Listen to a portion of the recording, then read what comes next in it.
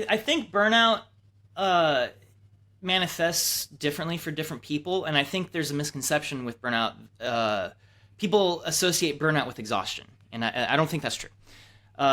Sometimes you can be very exhausted and you can be like, I'm burned out, I don't want to do this anymore, I'm just tired, I need a vacation.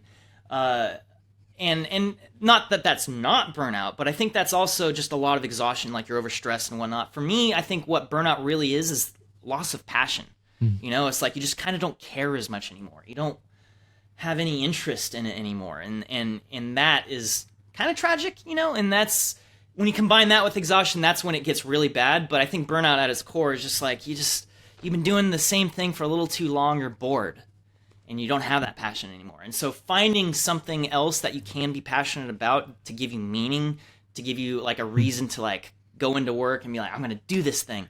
It's a very hard thing to try to navigate and figure out. You know, sometimes you might just need to take a bunch of time off and figure out what that is. Maybe, I don't know, work on something different. I always get a little bit of cabin fever whenever I work on the same project for too long, which is why I feel like what I've been doing at Corridor for the last decade has been wonderful, because I work on a huge variety of stuff. 1 month I'll be making a 3D printed drone. The next month I'm doing visual effects for a short film. The next month after that I'm exploring an old visual effects technique from 30 years ago.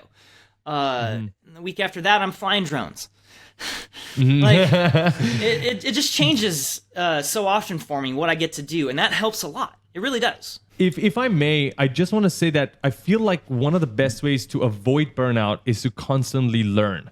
I find that to be true for myself, that anytime I feel like I might be either exhausted, and I feel like overexhaustion for a long period of time can lead to burnout if you're exhausting yourself for a very, very long time.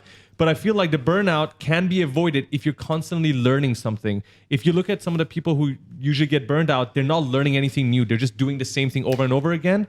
And they're not being challenged. I feel like the challenge is extremely important in any line of job. Yeah. You might be a chef, right? You have to learn how to cook different foods. If you cook the same food every day, you're going to get bored, right? Because you're not getting better and better. 100%. Even if you're the best at it, people are going to respect you, and that respect is just going to feel the same after 5 years. You want to learn and fail, right? That's the first thing. You got to fail a couple of times and then get good at something else.